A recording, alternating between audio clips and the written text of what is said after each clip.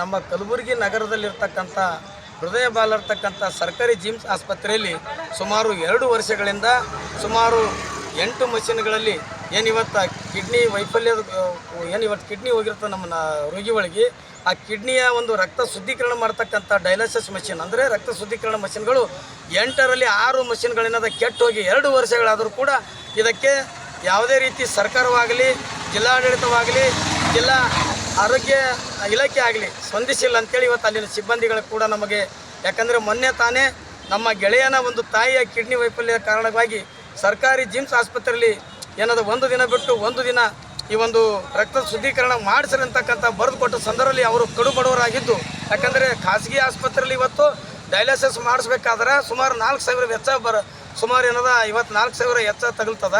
ಯಾಕಂದರೆ 1 ದಿನ ಅಂದರೆ ತಿಂಗಳಗಟ್ಟಲೆ ಇವತ್ತು ಲಕ್ಷಾಂತರ ರೂಪಾಯಿ ಖರ್ಚಾಗ್ತದೆ. ಹಾಗಾಗಿ ಬಡವರಿಗೋಸ್ಕರ ತಕ್ಕಂಥ ಸರ್ಕಾರಿ ಆಸ್ಪತ್ರೆಯಲ್ಲಿ ಇವತ್ತೇನದ ಈ ಮಷಿನ್ಗಳು ಇಲ್ಲದ ಕಾರಣದ ಸಾವಿರಾರು ರೋಗಿಗಳೇನದ ಸಾವು ನೋವಿನ ಮಧ್ಯೆ ಇವತ್ತು ಬಳತಕ್ಕಂಥ ಪರಿಸ್ಥಿತಿ ನಮ್ಮ ಕಲಬುರಗಿ ನಗರದಲ್ಲಿ ಕಾಣ್ತಾ ಇದೆ. ಹಾಗಾಗಿ ಇವತ್ತೇನದ ನಾನು ಮಾನ್ಯ ಜಿಲ್ಲಾ ಉಸ್ತುವಾರಿ ಸಚಿವರಾಗಲಿ ಜಿಲ್ಲಾ ಆರೋಗ್ಯಾಧಿಕಾರಿಗಳಾಗಲಿ ಮತ್ತು ಜಿಲ್ಲಾಧಿಕಾರಿಗಳಾಗಲಿ ನಾನು ಇವತ್ತು ಸಂಬಂಧಪಟ್ಟ ಶಾಸಕರಲ್ಲಿ ವಿನಂತಿ ಮಾಡ್ಕೊಳ್ತಾ ಇದ್ದೀನಿ.